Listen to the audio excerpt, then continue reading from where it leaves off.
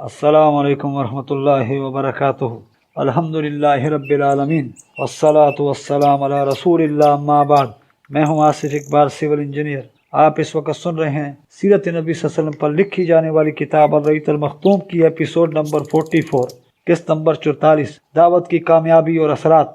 اب ہم رسول اکرم صلی اللہ علیہ وسلم کی حیات مبارکہ کے آخری ایام کے تذکرہ تک پہنچ رہے ہیں، لیکن اس تذکرہ کے لیے رہوار قلم کو آگے بڑھانے سے پہلے مناسب معلوم ہوتا ہے کہ ذرا ٹھہر کر آپ صلی اللہ علیہ وسلم کے جلیل الشان عمل پر ایک اجمالی نظر ڈالیں، جو آپ صلی اللہ علیہ وسلم کی زندگی کا خلاصہ ہے، اور جس کی بنا پر آپ صلی اللہ علیہ وسلم کو تمام نبیوں اور پیغمبروں میں یہ امتیازی مقام حاصل ہوا کہ اللہ تعالیٰ نے آپ کے سر پر اولین و آخرین کی سیادت کا تاج رکھ دیا۔ آپ صلی اللہ علیہ وسلم سے کہا گیا، یا ایھا المزمل قم اللیل الا قلیلا، اے چادر پوش رات میں کھڑا ہو مگر تھوڑا، اور یا ایھا المدثر قم فانذر، اے کمبل پوش اٹھ اور لوگوں کو سنگین انجام سے ڈرا دے۔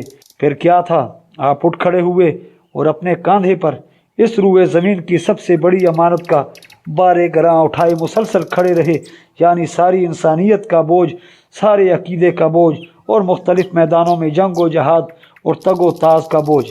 آپ نے اس انسانی ضمیر کے میدان میں جنگ و جہاد اور تگ و تاز کا بوجھ اٹھایا، جو جاہلیت کے ابہام و تصورات کے اندر غرق تھے، جسے زمین اور اس کی گو نہ گو کشش کے بار نے بوجھل کر رکھا تھا، جو شہوات کی بیڑیاں اور پھندوں میں جکڑا ہوا تھا۔ اور جب اس ضمیر کو اپنے بعض صحابہ کی صورت میں جاہلیت اور حیات عرضی کے تہ در تہ بوجھ سے آزاد کر لیا، تو ایک دوسرے میدان میں ایک دوسرا مارکا، بلکہ مارکوں پر مارکے شروع کر دیے، یعنی دعوت الہی کے وہ دشمن جو دعوت اور اس پر ایمان لانے والوں کے خلاف ٹوٹے پڑ رہے تھے، اور اس پاکیزہ پودے کو پنپنے، مٹی کے اندر جڑ پکڑنے، فضا میں شاخیں لہرانے اور پھلنے پھولنے سے پہلے اس کے نموگاہ میں مار ڈالنا چاہتے تھے۔ ان دشمنان دعوت کے ساتھ آپ نے پہ ہم مار کارائیاں شروع کی، اور اب بھی آپ جزیرۃ العرب کے مارکوں سے فارغ نہ ہوئے تھے کہ روم نے اس نئی امت کو دبوچنے کے لیے اس کی سرحدوں پر تیاریاں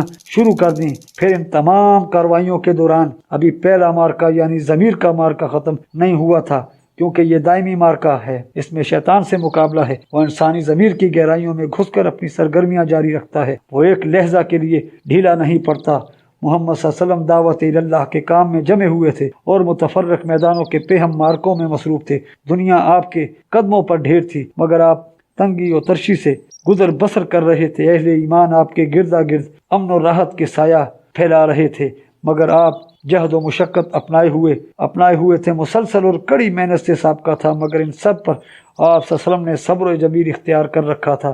رات میں قیام فرماتے تھے، اپنے رب کی عبادت کرتے تھے، اس کے قرآن کی ٹھہر ٹھہر کر قرأت کرتے، اور ساری دنیا سے کٹ کر اس کی طرف متوجہ ہو جاتے تھے جیسا کہ آپ صلی اللہ علیہ وسلم کو حکم دیا گیا تھا۔ اس کی طرف متوجہ ہو جاتے تھے جیسا کہ آپ صلی اللہ علیہ وسلم کو حکم دیا گیا تھا۔ اس طرح آپ نے مسلسل اور پہم مارکہ آرائی میں 20 برس سے اوپر گزار دیے، اور اس دوران آپ کو کوئی بھی ایک معاملہ دوسرے معاملے سے غافل نہ کر سکا، یہاں تک کہ اسلامی دعوت اتنے بڑے پیمانے پر کامیاب ہوئی کہ عقلیں حیران رہ گئیں۔ سارا جزیرۃ العرب آپ کے تابع فرمان ہو گیا، اس کی افق سے جاہلیت کا غبار چھٹ گیا، بیمار عقلیں تندرست ہو گئیں، یہاں تک کہ بتوں کو چھوڑ بلکہ توڑ دیا گیا۔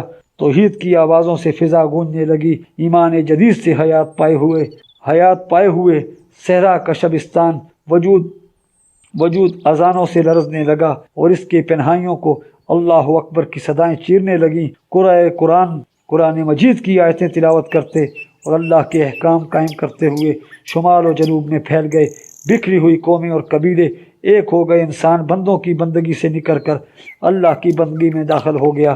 اب نہ کوئی قاہر ہے، نہ مقہور، نہ مالک ہے، نہ مملوک، نہ حاکم ہے، نہ محکوم، نہ ظالم ہے، نہ مظلوم، بلکہ سارے لوگ اللہ کے بندے اور آپس میں بھائی ہیں، ایک دوسرے سے محبت رکھتے ہیں اور اللہ کے احکام بجا لاتے ہیں۔ اللہ نے ان سے جاہلیت کا غرور اور نحوست اور باپ دادا پر فخر کا خاتمہ کر دیا۔ اب عربی کو اجمی پر اور اجمی کو عربی پر، گورے کو کالے پر، کالے کو گورے پر کوئی برتری نہیں، برتری کا معیار صرف تقویٰ ہے، ورنہ سارے لوگ آدم علیہ السلام کی اولاد ہیں، اور آدم مٹی سے تھے۔ غرض اس دعوت کی بدولت عربی وحدت، انسانی وحدت اور اجتماعی عدل وجود میں آ گیا۔ نوح انسانی کو دنیاوی مسائل اور اخروی معاملات میں سعادت کی راہ مل گئی، بالفاظ دیگر زمانے کی رفتار بدل گئی، روئے زمین میں متغیر ہو گیا، تاریخ کا دھارا مڑ گیا اور سوچنے کے انداز بدل گئے۔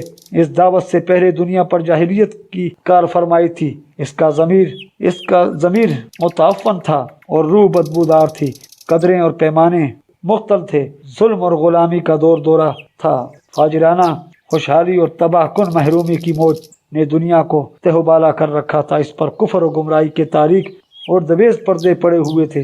حالانکہ آسمانی مذاہب و ادیان موجود تھے مگر ان میں تعریف نے جگہ پالی تھی اور ذوف صلاحیت کر گیا تھا، ان کی گرفت ختم ہو چکی تھی اور وہ محض بے جان و بے روح قسم کے جامد رسم و رواج کا مجموعہ بن کر رہ گئے تھے۔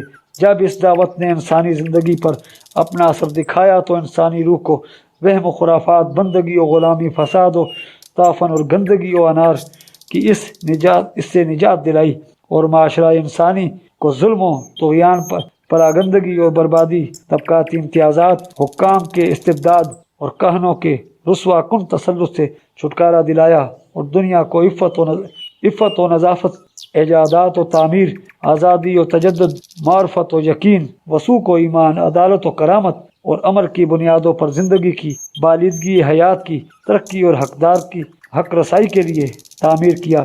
ان تبدیلیوں کی بدولت جزیرۃ العرب نے ایک ایسی بابرکت اٹھان کا مشاہدہ کیا جس کی نظیر انسانی وجود کے کسی دور میں نہیں دیکھی گئی، اور اس جزیرے کی تاریخ اپنی عمر کے ان یگانہ روزگار ایام میں اس طرح جگمگائی کہ اس سے پہلے کبھی نہیں جگمگائی تھی۔ حجۃ الوداع، دعوت و تبلیغ کا کام پورا ہو گیا اور اللہ کی الوہیت کی اثبات، اس کے ماسوا کے الوہیت کی نفی اور محمد رسول اللہ صلی اللہ علیہ وسلم کی رسالت کی بنیاد پر ایک نئے معاشرے کی تعمیر و تشکیل عمل میں آ گئی۔ اب گویا غیبی ہاتف آپ صلی اللہ علیہ وسلم کے قلب و شعور کو یہ احساس دلا رہا تھا کہ دنیا میں آپ کے قیام کا زمانہ اختتام کے قریب ہے۔ چنانچہ آپ صلی اللہ علیہ وسلم نے حضرت معاذ بن جبل رضی اللہ تعالیٰ عنہ کو 10 ہجری میں یمن کا گورنر بنا کر روانہ فرمایا تو رخصت کرتے ہوئے من جملہ اور باتوں کی فرمایا، اے معاذ، غالباً تم مجھ سے میرے اس سال کے بعد نہ مل سکو گے، بلکہ غالباً میری اس مسجد اور میری قبر کے پاس سے گزرو گے۔ اور حضرت معاذ رضی اللہ تعالیٰ یہ سن کر رسول اکرم صلی اللہ علیہ وسلم کی جدائی کے غم سے رونے لگے۔ در حقیقت اللہ چاہتا تھا کہ اپنے پیغمبر صلی اللہ علیہ وسلم کو اس دعوت کے ثمرات دکھلا دے جس کی راہ میں آپ نے 20 برس سے زیادہ عرصہ تک طرح طرح کی مشکلات اور مشقتیں برداشت کی تھیں، اور اس کی صورت یہ ہو کہ آپ حج کے موقع پر اطراف مکہ میں قبائل عرب کے افراد و نمائندگان کے ساتھ جمع ہوں، پھر وہ آپ صلی اللہ علیہ وسلم سے دین کے احکام و شرائع حاصل کریں اور آپ صلی اللہ علیہ وسلم ان سے یہ شہادتیں دیں کہ آپ نے امانت ادا کر دی، پیغام رب کی تبلیغ فرما دی اور امت کی خیرخواہی کا حق ادا فرما دیا۔ اس مشیت ایزدی کے مطابق نبی کریم صلی اللہ علیہ وسلم نے جب تاریخ حج مبرور کے لیے اپنے ارادے کا اعلان فرمایا تو مسلمانان عرب جوک در جوک پہنچنا شروع ہو گئے۔ ہر ایک کی آرزو تھی کہ وہ رسول اللہ صلی اللہ علیہ وسلم کے نقش پاک کو اپنے لیے نشان راہ بنا لے اور آپ کی اقتداء کرے۔ پھر سنیچر کے دن جبکہ ذی قعدہ میں 4 دن باقی تھے، رسول اللہ صلی اللہ علیہ وسلم نے کوچ کی تیاری فرمائی، بالوں میں کنگھی کی، تیل لگایا، تہبند پہنا، چادر اوڑی، قربانی کے جانوروں کو قلادہ پہنایا اور ظہر کے بعد کوچ فرما دیا اور عصر سے پہلے ذوالحلیفہ پہنچ گئے۔ وہاں عصر کی نماز 2 رکعت پڑھی اور رات بھر خیمہ زن رہے۔ صبح ہوئی تو صحابہ کرام سے فرمایا، رات میرے پروردگار کی طرف سے ایک آنے والے نے آ کر کہا، اس مبارک وادی میں نماز پڑھ اور کہو حج میں عمرہ ہے۔ پھر ظہر کی نماز سے پہلے آپ نے احرام کے لیے غسل فرمایا۔ اس کے بعد حضرت عائشہ رضی اللہ تعالیٰ عنہ نے آپ صلی اللہ علیہ وسلم کے جسم عطر اور سر مبارک میں اپنے ہاتھوں سے زریرہ اور مشک کی آمیز خوشبو لگائی۔ خوشبو کی چمک آپ کی مانگ اور داڑھی میں دکھائی پڑتی تھی، مگر آپ صلی اللہ علیہ وسلم نے یہ خوشبو دھوئی نہیں بلکہ برقرار رکھی۔ پھر اپنا تہمت پہنا، چادر اوڑی، 2 رکعت ظہر کی نماز پڑھی۔ اس کے بعد مصلی پر حج اور عمرہ دونوں کا ایک ساتھ احرام باندھتے ہوئے صدائے لبیک بلند کی، پھر باہر تشریف لائے، قصوہ اونٹنی پر سوار ہوئے اور دوبارہ صدائے لبیک بلند کی۔ اس کے بعد اونٹنی پر سوار کھلے میدان میں تشریف لے گئے تو وہاں بھی لبیک پکارا۔ اس کے بعد آپ نے اپنا سفر جاری رکھا۔ ہفتہ بھر بعد جب آپ صلی اللہ علیہ وسلم سر شام مکہ کے قریب پہنچے تو زیتوا میں ٹھہر گئے وہیں رات گزاری اور فجر کی نماز پڑھ کر غسل فرمایا، پھر مکہ میں صبح دم داخل ہوئے۔ یہ اتوار 4 ذی الحجہ 10 ہجری کا دن تھا۔ راستے میں 8 راتیں گزری۔ اوس رفتار سے اس مسافت کا یہی حساب بھی ہے۔ مسجد حرام پہنچ کر آپ صلی اللہ علیہ وسلم نے پہلے خانہ کعبہ کا طواف کیا، پھر صفا مروہ کے درمیان سعی کی، مگر احرام نہیں کھولا کیونکہ آپ نے حج و عمرہ کا احرام ایک ساتھ باندھا تھا اور اپنے ساتھ ہدی قربانی کے جانور لائے تھے۔ طواف و سعی سے فارغ ہو کر آپ نے بالائی مکہ میں حجون کے پاس قیام فرمایا، لیکن دوبارہ طواف حج کے سوا کوئی اور طواف نہیں کیا۔ آپ کے جو صحابہ کرام اپنے ساتھ ہدی قربانی کا جانور نہیں لائے تھے، آپ نے انہیں حکم دیا کہ اپنا احرام عمرہ میں تبدیل کر دیں اور بیت اللہ کا طواف اور صفا مروہ کی سعی کر کے پوری طرح حلال ہو جائیں، لیکن چونکہ آپ خود حلال نہیں ہو رہے تھے اس لیے صحابہ کرام کو تردد ہوا۔ آپ نے فرمایا اگر میں اپنے معاملے کی وہ بات پہلے جان گیا ہوتا جو بعد میں معلوم ہوئی تو میں ہدی نہ لاتا، اور اگر میرے ساتھ ہدی نہ ہوتی تو میں بھی حلال ہو جاتا۔ آپ کا یہ ارشاد سن کر صحابہ کرام نے سر اطاعت خم کر دیا اور جن کے پاس ہدی نہ تھی وہ حلال ہو گئے۔ 8 ذی الحجہ ترویہ کے دن آپ صلی اللہ علیہ وسلم مینا تشریف لے گئے اور وہاں 9 ذی الحجہ کی صبح تک قیام فرمایا۔ ظہر، عصر، مغرب، عشاء اور فجر 5 وقت کی نمازیں وہیں پڑھیں، پھر اتنی دیر توقف فرمایا کہ سورج طلوع ہو گیا۔ اس کے بعد عرفہ کو چل پڑے۔ وہاں پہنچے تو وادی نمرہ میں قبا تیار تھا، اسی میں نزول فرمایا۔ جب سورج ڈھل گیا تو آپ صلی اللہ علیہ وسلم کے حکم سے قصوہ پر کجاوا کسا گیا اور آپ کو بطن وادی میں تشریف لے گئے۔ اس وقت آپ کے گرد 1,24,000 انسانوں کا سمندر ٹھاٹھے مار رہا تھا۔ آپ صلی اللہ علیہ وسلم نے ان کے درمیان ایک جامع خطبہ ارشاد فرمایا۔ آپ نے فرمایا لوگو میری بات سن لو، کیونکہ میں نہیں جانتا شاید اس سال کے بعد اس مقام پر میں تم سے کبھی نہ مل سکوں۔ تمہارا خون اور تمہارا مال ایک دوسرے پر اسی طرح حرام ہے جس طرح تمہارے آج کے دن کی رواں مہینے کی اور موجودہ شہر کی حرمت ہے۔ سن لو، جاہلیت کی ہر چیز میرے پاؤں تلے رون دی گئی، جاہلیت کے خون بھی ختم کر دیے گئے اور ہمارے خون میں سے پہلا خون جسے میں ختم کر رہا ہوں وہ ربیعہ بن حارث کے بیٹے کا خون ہے۔ یہ بچہ بنو سعد میں دودھ پی رہا تھا کہ انہی ایام میں قبیلہ حذیل نے اسے قتل کر دیا اور جاہلیت کا سود ختم کر دیا گیا، اور ہمارے سود میں سے پہلا سود جسے میں ختم کر رہا ہوں وہ عباس بن عبد المطلب کا سود ہے۔ اب یہ سارے کا سارا سود ختم ہے۔ ہاں، عورتوں کے بارے میں اللہ سے ڈرو کیونکہ تم نے انہیں اللہ کی امانت کے ساتھ لیا ہے اور اللہ کے کلمے کے ذریعے حلال کیا ہے۔ ان پر تمہارا حق ہے کہ وہ تمہارے بستر پر کسی ایسے شخص کو نہ آنے دے جو تمہیں گوارا نہیں۔ اگر وہ ایسا کریں تو تم انہیں مار سکتے ہو، لیکن سخت نہ مارنا، اور تم پر ان کا یہ حق ہے کہ تم انہیں معروف کے ساتھ کھلاؤ اور پہناؤ۔ اور میں تم میں ایسی چیز چھوڑے جا رہا ہوں کہ اگر تم نے اسے مضبوطی سے پکڑے رکھا تو اس کے بعد ہرگز گمراہ نہ ہوگے، اور وہ ہے اللہ کی کتاب۔ لوگوں یاد رکھو میرے بعد کوئی نبی نہیں اور تمہارے بعد کوئی امت نہیں، لہذا اپنے رب کی عبادت کرنا، 5 وقت کی نماز پڑھنا، رمضان کے روزے رکھنا، خوشی خوشی اپنے مال کی زکوٰۃ دینا، اپنے پروردگار کے گھر کا حج کرنا اور اپنے حکمرانوں کی اطاعت کرنا۔ ایسا کرو گے تو اپنے پروردگار کی جنت میں داخل ہوگے، اور تم سے میرے متعلق پوچھا جانے والا ہے تو تم لوگ کیا کہو گے؟ صحابہ کرام رضی اللہ تعالیٰ نے کہا ہم شہادت دیتے ہیں کہ آپ نے تنبیہ کر دی، پیغام پہنچا دیا اور خیرخواہی کا حق ادا فرما دیا۔ یہ سن کر آپ صلی اللہ علیہ وسلم نے انگشت شہادت کو آسمان کی طرف اٹھایا اور لوگوں کی طرف جھکاتے ہوئے 3 بار فرمایا اے اللہ گواہ رہ۔ آپ کے ارشادات کو ربیعہ بن امیہ بن خلف اپنی آواز بلند سے لوگوں تک پہنچا رہے تھے۔ جب آپ صلی اللہ علیہ وسلم خطبہ سے فارغ ہو چکے تو اللہ عز و جل نے یہ آیت نازل فرمائی الیوم اکملت لکم دینکم واتممت علیکم نعمتی ورضیت لکم الاسلام دینا۔ سورہ مائدہ آیت نمبر 3۔ آج میں نے تمہارے لیے تمہارا دین مکمل کر دیا اور تم پر اپنی نعمت پوری کر دی اور تمہارے لیے اسلام کو بحیثیت دین پسند کر لیا۔ حضرت عمر رضی اللہ تعالیٰ نے یہ آیت سنی تو رونے لگے۔ دریافت کیا گیا کہ آپ کیوں رو رہے ہیں؟ فرمایا اس لیے کہ کمال کے بعد زوال ہی تو ہے۔